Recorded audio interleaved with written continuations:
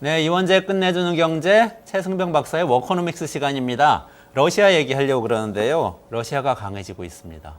우크라이나하고의 전쟁에서 지금 승기를 잡은 것 같이 보이고요. 그리고 최근에는 우주 핵무기를 개발했다는 뉴스가 흘러나옵니다. 그리고 푸틴의 가장 강력한 정치적 라이벌이었던 나발리가 사망했습니다. 비극적으로 사망을 했는데 이런 상황에서 러시아가 이제 앞으로 어떻게 될지 그리고 요 하나하나의 사건이 어떤 의미를 가지는지 최승병 박사님하고 살펴보도록 하겠습니다. 최 박사님 어서 오세요. 안녕하십니까? 네, 안녕하세요. 네. 그 지난주에 네. 저 우크라이나의 총사령관 바뀌는 문제 가지고 이 전황이 맞습니다. 어떻게 될지 모르겠다 그러셨는데 전황이 좀 변동이 있었다면서요. 네, 그때도 제가 좀 불길한 예감이 든다라는 말씀을 드렸는데요. 불길한 예감이 현실이 돼가고 있는 것 같습니다. 지난주에 또 지난주가 공교롭게도 2월 17일이 우크라이나 전쟁 개전 2주년이었는데 딱 그 무렵에서 격전지 중에 하나였던 아우디우카가 완전히 러시아군 손에 떨어졌습니다. 네, 이곳은 위치를 보시면은 우리가 이제 아무래도 핵심 전장이 돈바스 지역, 그러니까 도네츠크주와 루안스크주인데요.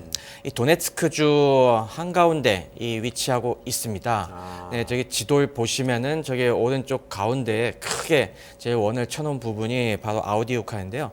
저게 우크라이나에서 러시아군 쪽으로 좀 돌출이 돼 있었어요. 거의 평지이긴 하지만은 저쪽에 또 이 우크라이나군이 철저하게 요새화시키고 계속 저항을 몇 달 동안 계속 해왔는데 결국에 러시아군의 압도적인 화력에 밀려서 이 돌출부가 러시아군 손에 넘어갔습니다. 이게 그냥 단순히 뺏긴 게 문제가 아니라 지금 들려오는 뉴스를 보면은 러시아군에 비해서 우크라이나군의 지금 사기가 너무 바닥을 치고 있습니다. 저기 상당히 정예 부대들도 많이 들어가 있었는데 너무 지친다. 정말 압도적인 화력에 무력감을 느낀다. 이런 얘기들이 나오는 게 지금 뭐가 심상치 않은 분위기가 확실히 흘러가고 있고요. 러시아군은 이 여세를 몰아서 더 밀어붙이려고 하고 있습니다. 지금. 그럼 화력 문제다라고 얘기할 수도 있을 것 같네요. 사기 문제도 있지만 또 화력 문제라면 그거는 또 돈 문제이고 지원이 얼마나 들어가냐, 물자가 얼마나 들어가냐 이 문제인 거 아닌가요? 네, 이게 결국에 어디서부터 비롯됐는가를 본다면은 역시 지금 화력의 문제. 화력은 또 무엇이 받쳐주냐면 말씀하신 것처럼 돈이 받쳐주는 겁니다. 근데 이 돈 문제가 지금 저희가 계속 몇 번에 걸쳐서 얘기해 드렸던 것이 EU와 미국에서 지금 계속 지원 패키지를 통과를 못 시키고 늦춰오고 있지 않습니까? 그 상황에서 이미 뭐 서방의 지원 예산은 다 떨어지고 들어가는 포탄량은 급속하게 줄은 반면에 러시아는 초반에 이제 혼란을 수습하고 어느 정도 포탄 공급이 정상화가 됐습니다. 그래서 지금 얘기 나오는 것이 하루에 이 우크라이나군은 한 1000발 정도, 많아야 뭐 2000발 정도 쏘는데 반해서 러시아군은 꾸준히 10,000발 이상을 쏘고 있습니다. 그러니 화력 격차가 5배에서 10배씩 나니까 아무리 우크라이나군이라 하더라도 지금 버티기가 힘든 상황이 오고 있는 것이죠. 그 포탄이 얼마나 하나요? 그게 이제 그렇게까지 차이가 나려면 포탄이 비싸서 그런가? 그런 생각도 들고 싸다면 큰 문제가 안 될 것 같은데. 네, 그게 뭐 아주 비싼 건 아닙니다. 사실 우리가 대포에 넣어서 쏘는 그러니까 아무런 유도 장치가 없는 그냥 폭약만 들어있는 이게 155mm 포, 서방은 155mm 쓰고 이 동국 소련 구소련 시대부터 지금 러시아는 152mm를 쓰는데요. 이 포탄 기준으로 했을 때 원래 전쟁 전 그리고 특히 우리나라 같은 경우는 이 앞에 포탄이 한 50만 원 정도 한다고 보시면 됩니다. 50만 원? 네, 한 우리나라의 납품가가 50만 원 정도 되고 근데 포탄이 앞에 그 폭약이 들어있는 그것만 있는 게 아니라 이걸 또 쏠려면은 장약이 필요하거든요. 뒤에 추진하는 그것까지 하면 대략 한 발에 100만 원 정도 든다고 보시면 됩니다. 그런데 이게 전쟁이 터지면서 상황이 많이 바뀌었습니다. 네. 원래 기존에도 유럽 쪽은 약간 좀 비싸게 납품을 받았어요. 공장이 큰 게 없다 보니까 200만 원 정도 했는데 지금은 워낙 많이 쓰다 보니까 품귀 현상이 일어나서 시세가 지금 한 발에 거의 1,000만 원까지 올라갔습니다. 한 발에 200만 원 하던 게 1,000만 원까지 올라가서 5배니까 굉장히 네, 많이 4-5배씩 올라간 건데요. 올라갔죠. 근데 이게 생각해 보시면은 하루에 러시아군처럼 10,000발을 쏘려면은 하루에 그러니까 1,000억 원씩 든다. 하루에 1,000억 원 드는데요? 네. 와, 그럼 한 달이면 3조 원 들고. 그렇죠. 그리고 뭐 1년이면은 진짜 30조 원 이상 뭐 적어도 20조, 30조씩 드는데 지금 안 그래도 미국에서 통과시키려는 패키지가 우크라이나에 한 601억 달러, 그러니까 80조 원 지원하겠다는 건데 이게 많아 보이지만 결코 많은 게 아닙니다. 그러네요. 하루에 포탄만- 3조 원씩 포탄만 쓴다. 네.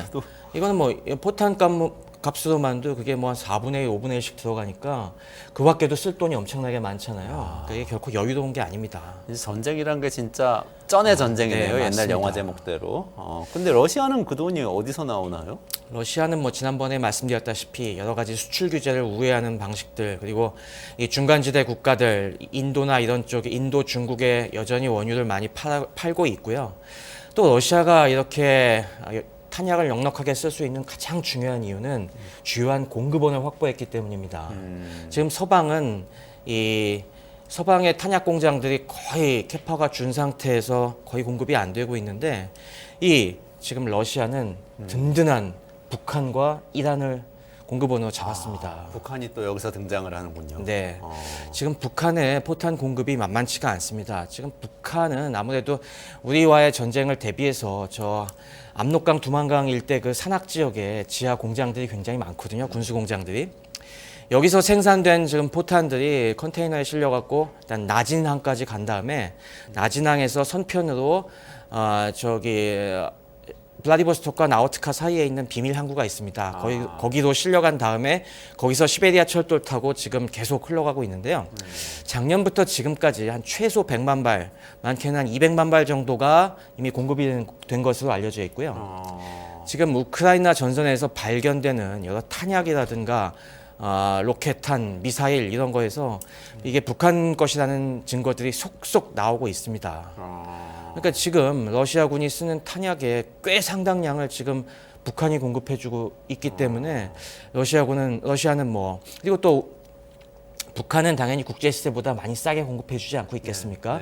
거의 뭐 100만 원 그 아까 말씀드린 그 시세에 들어가고 있을 거예요. 그러다 보니까 비교적 저렴한 가격에 물량까지 확보할 수 있으니 이렇게 화력에서 압도적인 상황이죠. 100만 원이라고 하더라도 매일 10,000발 쏘면 그 100억인데 네. 그래도 꽤 큰 금액인데요. 3천억 원, 한 달에 3천억 원, 네. 1년이면 몇 조 원 들어가는. 맞습니다. 지금처럼 대북 제재로 네. 달러 줄이 마른 김정은 입장에서는 정말 가뭄의 단비 같은 그런 일이겠죠, 지금. 북한이 생산력은 꽤 되나 보죠? 네, 남북한 모두가 포탄 생산량은 진짜 전 세계적입니다. 양쪽이 우리나라도 지금 보시면은 풍산이 이런 탄약을 주로 공급하고 있는데 한화와 풍산이 공급하고 있는데 한국도 세계적으로 봤을 때 진짜 어마어마한 생산 능력을 갖고 있고 북한도 상당합니다. 이 그런 것들이 지금까지는 그냥 뭐 별로 쓰이지 않고 있다가 이 전쟁이 터지니까 진짜 자유진영과 러시아 진영 양쪽에 큰 지금 영향을 끼치고 있죠. 특히 지금 북한이 이렇게 이 러시아 우크라이나 전쟁에 큰 역할을 할지는 정말 의외였습니다. 이거 뭐 자랑스러워 해야 될지, 이게 한반도에서 생산된 포탄이 이 전장에 가가지고 이렇게 쓰이는 게 네, 참 안타까운 잘 일이죠. 모르겠습니다. 안타까운 일인데 이란도 그렇게 돕고 네, 있는 이란에서도 거죠? 지금 공급이 되고 있는 걸로 확인되고 있습니다. 이란도 역시 러시아와 국경을 거의 맞대고 있기 때문에 당연히 거기서도 공급이 이루어지고 있고 이쪽은 정확한 수량은 안 밝혀지고 있습니다만은 앞서 계속 봤듯이 이란도 자체 방산이 만만치가 않기 때문에 여기서도 적지 않은 양이 공급되고 있는 걸로 알고 있습니다. 그렇죠. 저번에 우리 혁명수비대 얘기하면서 네. 많이 얘기했었죠. 또 이란은 또 가깝기 때문에 특히나 공급이 원활하죠. 러시아하고 가까우니까. 네. 그렇군요. 근데 진짜 생각해 보니까 이 러시아가 우크라이나에 이기고 있는 건 결국은 상당 부분 이제 경제적으로 이기고 있는 거네요. 이번에 보니까 러시아 경제 성장률이 전쟁 중인데도 불구하고 우리나라보다도 높더라고요. 그 유럽 국가들보다 높고. 기저효과가 있기 때문에 가라앉은 거에서 조금 반등한 건데 물론 뭐 러시아 내 상황들이 그렇게 좋다고 볼 수는 없습니다만은 그래도 우리가 제재로서 굴복시킨다 그런 목표는 거의 물 건너갔다고 지금 봐야 될 상황이 아닌가 합니다. 좋습니다. 여기까지 한번 정리를 해보면 네. 우크라이나와의 전쟁에서 러시아가 승기를 잡고 있다. 네. 그리고 그 이유는 포탄과 같은 이게 물량 공급에 있다고 볼 수 있고 그것은 러시아는 북한이나 이란 같은 이제 현재 새로 형성된 이 우방국들로부터 충분한 물자를 공급을 받고 있는 데다가 우크라이나는 서방으로부터의 지원이 원활하지 않고 포탄을 비싸게 구해야 되는 이런 시장 상황에 놓여 있다. 네, 이렇게 맞습니다. 정리할 수 있겠네요. 특히 뭐 미국은 지금 아까 600억 달러 패키지도 상원은 어떻게 통과했긴 했는데 지금 하원이 또 발목을 잡고 있지 않습니까? 네네네. 여전히 공화당 쪽에서는 좀 미온적이고 이런 것 때문에 실질적인 전황을 바꿀 만큼의 서방의 물자와 자금 지원이 들어가려면은 아직도 조금 더 시간이 필요한데 그 사이에 무슨 더 큰 일이 일어나면 어쩌나 지금 그 걱정입니다. 그렇군요. 네, 러시아가 강해진 이유 한 가지 어쨌든 북한의 포탄 이게 있다는 걸 확인했고 그 다음에 굉장히 비극적인 뉴스이고 많이 지금 서구 언론에서 다루고 있는데 반체제 운동가 나발리가 러시아에서 푸틴의 이제 정치적 라이벌이잖아요. 맞습니다. 어떻게 보면. 근데 사망했다는 또 의문사란 얘기도 많고 그런 뉴스가 나왔어요. 이것도 좀 푸틴의 향후 이 정치적인 영향력에 상당히 영향을 주겠죠. 네, 맞습니다. 뭐 사실 여러 소문이 돌고 있었습니다. 뭐 나발리가 수감될 때부터 사실 뭐 많은 사람들이 정말 살아나올 수 있을까? 이게 마지막이 아닐까 하는 그런 얘기도 많이 했어요. 사실 소련 시대부터 러시아가 또 흔적 안 남기게 죽인 암살하는 거는 여러 기술을 많이 개발시켜 왔거든요. 그런 거 충분히 쓸 것 같다라고 하고 또 이제 얼마 남지 않은 대통령 선거에서 푸틴이 뭐 좀 그런 말 했다는 얘기도 있습니다. 보기 싫은 놈들 좀 이번에 싹 정리됐으면 좋겠어라는 말도 흘렸다고 하는데 뭐 그런 말을 들어서 그런지 어쨌건 이번에 진짜 의문사가 났고요. 당연히 뭐 러시아에서는 지금 뭐 발뺌하고 있습니다. 이건 그냥 돌연사다. 우린 열심히 살리려고 했는데 뭐 어쩔 수가 없었다라고 하지만은 뭐 심증은 그렇지 않죠. 그리고 아마 흔적을 없애버릴 테니까 이것도 진실이 밝혀지려면 참 한참 걸릴 것 같습니다. 프리고진도 사망하고 네. 나발리도 수감 중에 사망하고 좀 무섭네요. 무서워요. 네, 이런 게 소련 붕괴 이후 없어질 줄 알았는데 이 러시아에서 또 재현될 줄은 참 의외입니다. 그렇군요. 근데 또 미국에서는 트럼프 지금 대통령 후보죠. 공화당 대통령 후보가 본인이 나발리하고 비슷하다고 또 얘기를 해가지고 또 그렇습니다. 논란이 저 되고 있어요. 그 얘기를 듣고서도 참 뭐라 반응해야 될지 어이가 없었는데 트럼프가 이 얘기를 듣고서 당연히 지금 서방 조야의 여러 정치가들과 인권운동가들은 이 푸틴이 본색을 역시 보였다라고 계속 항의되어 있는데 트럼프도 한마디 하더라고요. 트럼프가 그거 봐라. 지금 상황이 우리도 마찬가지다. 지금 바이든이 푸틴이고 내가 나발리 같은 신세다. 그러니까 은근히 자기가 지금 정치에 탄압을 받고 있는 희생양 포장을 하는데 지금 정작 이 러시아와 상대하고 있는 우크라이나 돕는 걸 계속 방해하고 공화당은 지금 여기서 빠져나와야 한다라고 계속 얘기하는 게 트럼프지 않습니까? 이렇게 한편에서는 푸틴을 도우면서 한편에서는 또 자기 나발리라고 이렇게 얘기하는 이 모습을 보면은 이게 도대체 제정신화한 얘기일까 아니면은 그냥 농담일까 그것도 의심스럽고 이런 상황이 참 오늘의 현실을 보여주는 그런 단면이 아닌가 싶습니다. 나발리가 성추행으로 기소된 것도 아니잖아요. 트럼프는 네. 성추행으로도 기소됐는데. 그러니까 두 가지 다 무섭네요. 우크라이나와의 전쟁에서 러시아가 어쨌든 재래식 전쟁에서의 물량을 충분히 확보할 만한 국제 네트워크를 가지고 있다는 거하고 네. 두 번째로는 이 국내 정적을 이렇게 소리 소문 없이 제거할 수 있는 국내 정치적 영향력을 가졌다는 거. 두 가지만 해도 무서운데 더 무서운 게 전 뉴스가 나와가지고 요거 좀 여쭤보려고 그러는데 네. 우주 핵무기가 지금 개발되고 있다고 러시아에서 그 얘기가 있더라고요. 네, 이것도 지난주에 외신에서 깜짝 놀란 뉴스로 많이 나왔었죠. 이게 미국의 하원 정보위원회 의장인 공화당의 마이클 터너 의원이 밝힌 내용인데요. 미국 정보당국에서 당연히 미 의회에는 그런 정기적인 정보 보고가 있지 않습니까? 거기서 지금 러시아 쪽에서 우주 핵무기를 꽤 심각하게 개발하고 있다는 보고가 들어갔다는 겁니다. 그래서 이게 밝혀지고 백악관에서도 그 사실을 부인하지 않았어요. 다만 아직 실전 배치가 된 상황은 아니다. 그러니까 아직 개발 중인데 뭐 동태가 심상치 않다라고 하는 겁니다. 이게 뭐냐면은 이 우주 공간에는 수많은 위성들이 떠 있지 않습니까?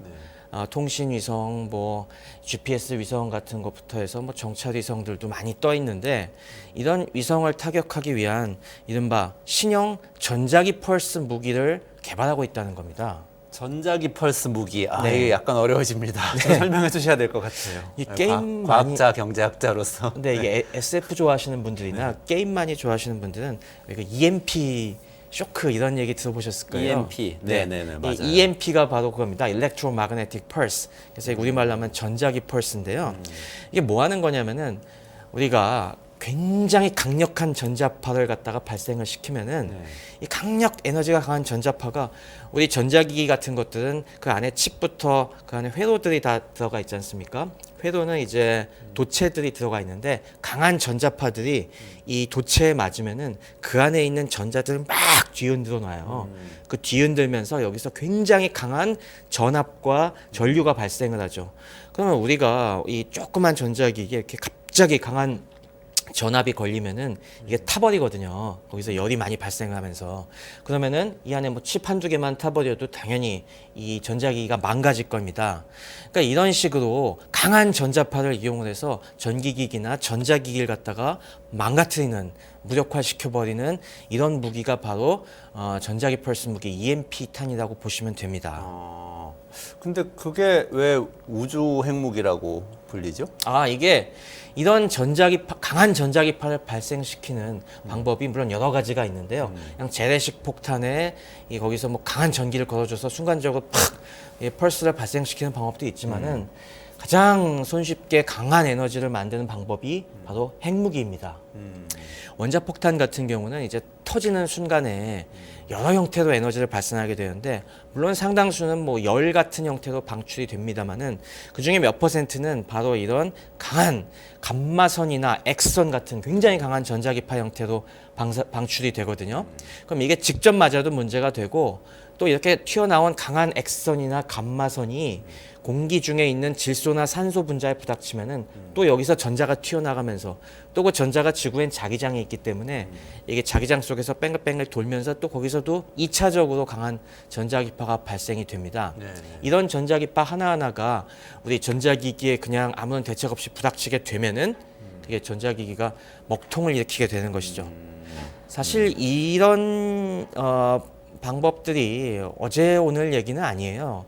이미 1950년대, 60년대 한창 핵실험 많이 할 때부터 이런 현상들이 발견이 돼갖고 야 이거 무기로 쓰면 좋겠다. 그래서 이미 옛날부터 많이 얘기가 돼갖고 실제로 일부는 핵무기 쓰는 건 아니지만 이런 EMP탄이 이미 실용화가 돼서 왜 우리가 이라크 침공할 때 그런 바그다드의 여러 가지 통신시설 같은 거 마비시킬 때도 이런 게 일부 쓰였습니다. 그러면은 전자기기나 전기기기 여기 스튜디오도 그런 게 굉장히 많이 있는데 이런 데 가까운 데서 터지면은 그런 송출 시설이나 이런 게 다 망가지는 겁니다. 그런 식으로 쓰였죠.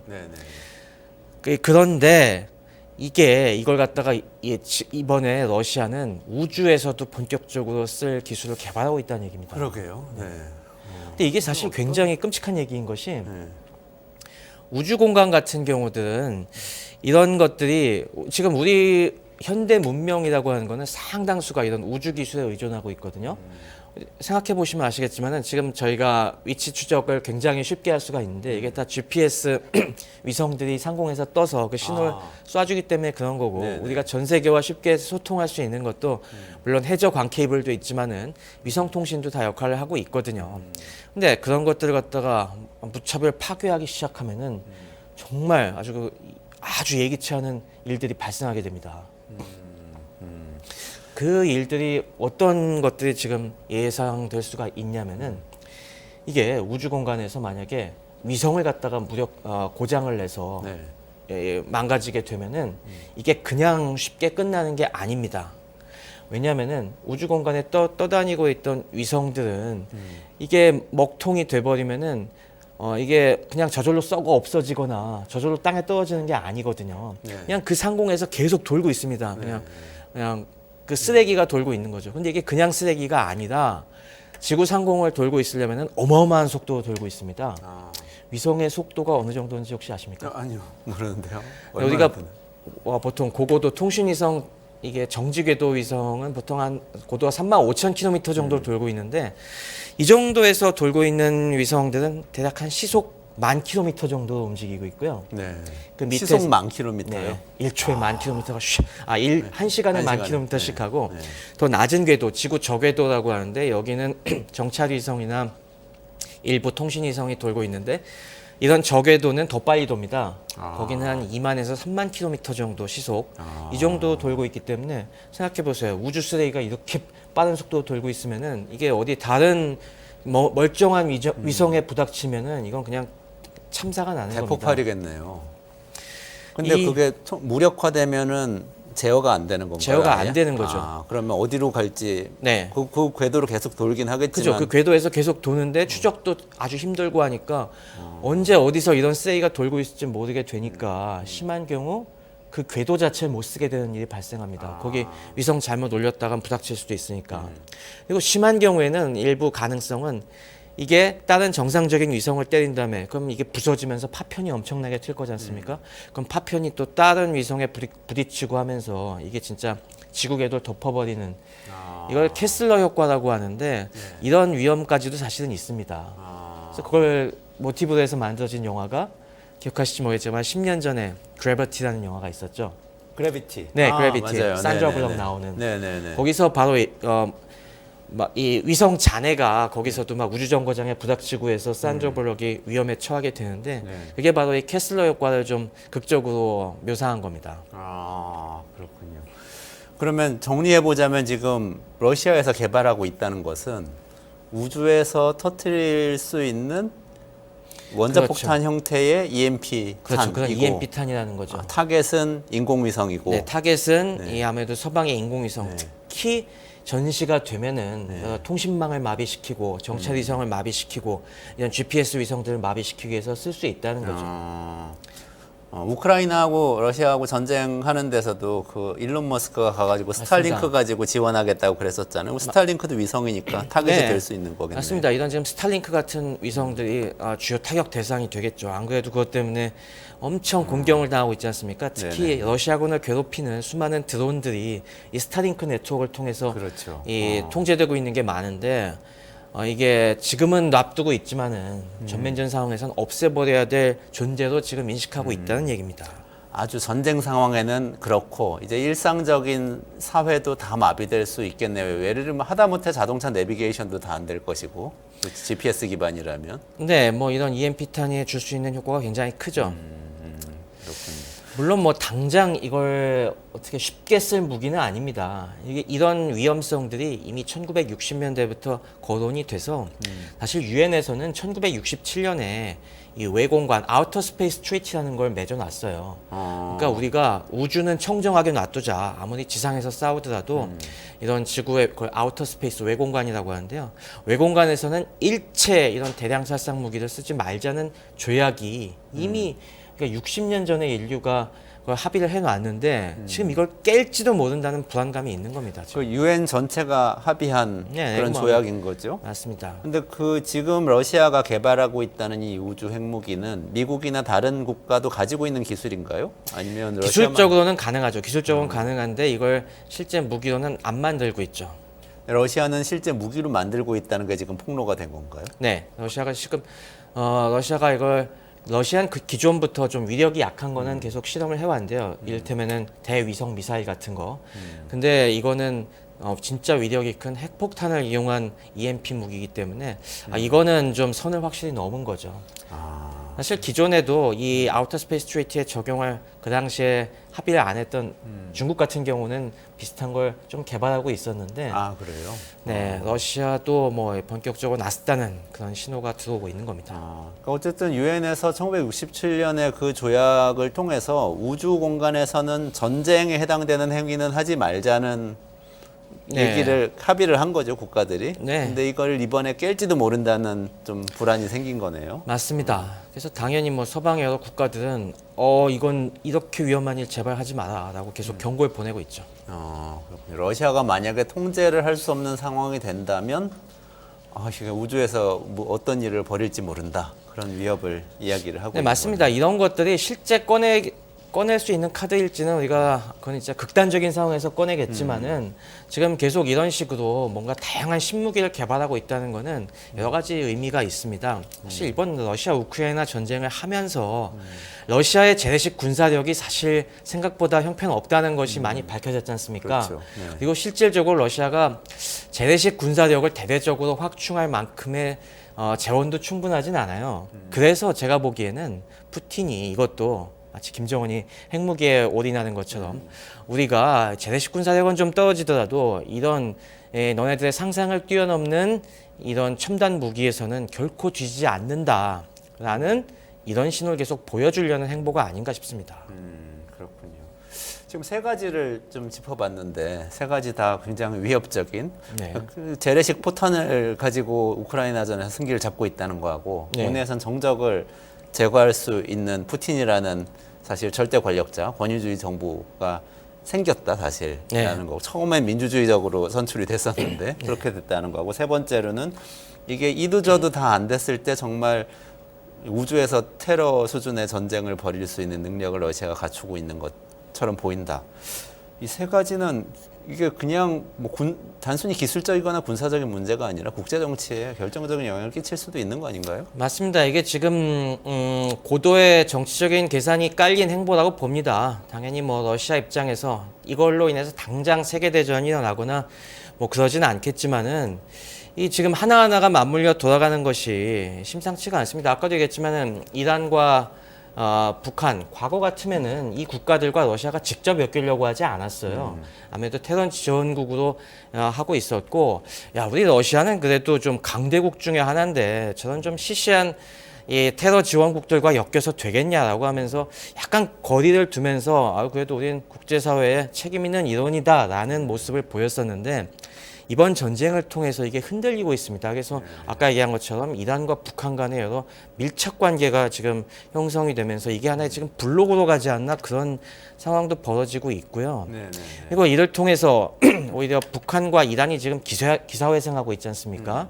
기사회생하면서 지금 북한의 입지도 조금씩 더 다시 회복이 되고 있고 중국이 여기 좀 거리를 두고 있긴 합니다만은 중국이 그래도 중간에서 계속 이쪽 블록에도 계속 힘을 실어주는 행보를 보이고 있고 이런 상황이 벌어지면은 결국에 우리가 신냉전이라는 것이 어떤 식으로 전개될까 항상 그거에 대해서 많은 소랑설레가 있었는데 정말 이렇게 예기치 않은 방향에서 저 신냉전 구도가 형성이 되는 게 아닌지 그런 우려들도 있습니다. 그러니까요. 2022년 상반기 정도까지만 해도 우크라이나하고 전쟁 시작했는데 뭐 이거 러시아 재래식 전력도 별거 아니고 우크라이나한테 다 깨지네 이러면서 이거 뭐 미국의 패권이 좀 더 오래 갈 것 같다 이런 전망이 사실 많았었거든요. 맞습니다. 그때만 나토가 또 결집하고 그때는 네. 그랬죠. 그래갖고 그때만 하더라도 러시아가 종이 호랑이다. 여기서 러시아를 격퇴하고 여기서 오히려 러시아가 힘이 쫙 빠져버리면은 당분간은 도발할 엄두를 못 낼 것이다. 그래서 오히려 이 고비만 잘 넘기면은 다시 좀 평화가 길게 갈 수 있을 것이다 하는 희망이 있었는데 이건 반대로 지금 러시아가 이렇게 기사회생하고 우크라이나가 지금 수세로 몰리기 시작하고 나토가 지금 트럼프 집권에 거의 트럼프 집권 분위기로 가면서 우왕좌왕하는 사이에 이게 이상한 방향으로 균형이 흔들리는 걸 보면은 이게 지금 앞으로도 이런 긴장의 시기가 꽤 길게 갈 수도 있다는 그런 불길한 예감이 다 듭니다. 연결이 되네요. 트럼프가 나토 지원 안 하겠다고 하는 거하고 다 연결되면서 새로운 신냉전 시대가 올 수도 있겠다는 생각이 드는데 러시아가 중요한 축이겠네요. 앞으로 러시아의 군사력, 경제력, 뭐 정치, 국제 정치에서 위상 이런 것들 좀 깊이 다뤄볼 수 있으면 좋겠습니다. 최 박사님 다음 시간부터 좀 더 깊이 좀 다뤄주시면 어떨까요? 네, 맞습니다. 뭐 그런 쪽에서 좀 살펴봐야 할 것 같습니다. 지금 러시아가 특히 북러 간의 접촉이 긴밀하게 협력을 하면서 지금 러시아 첨단 무기 기술이 북한으로 지금 흘러 들어가고 이게 한반도의 균형에도 어떤 영향을 줄지 지금 군사 전문가들 사이에서는 굉장히 걱정입니다. 이런 걸 저희가 이해하기 위해서는 이 균형이 어떻게 변하고 아까 뭐 방금 전에 이승현 평론가님께서 말씀하신 것 그 구도에도 어떤 영향을 줄지를 우리가 입체적으로 보려면은 이 지금 러시아의 앞으로의 영향에 대해서 좀 심층적으로 봐야 될 것 같습니다. 좋습니다. 그럼 다음 시간부터는 네. 러시아를 한번 깊이 다뤄서 한번 여러분들께 선보여 보도록 하겠습니다. 네, 알겠습니다. 네, 최 박사님 오늘 감사합니다. 네, 감사합니다. 수고하셨습니다.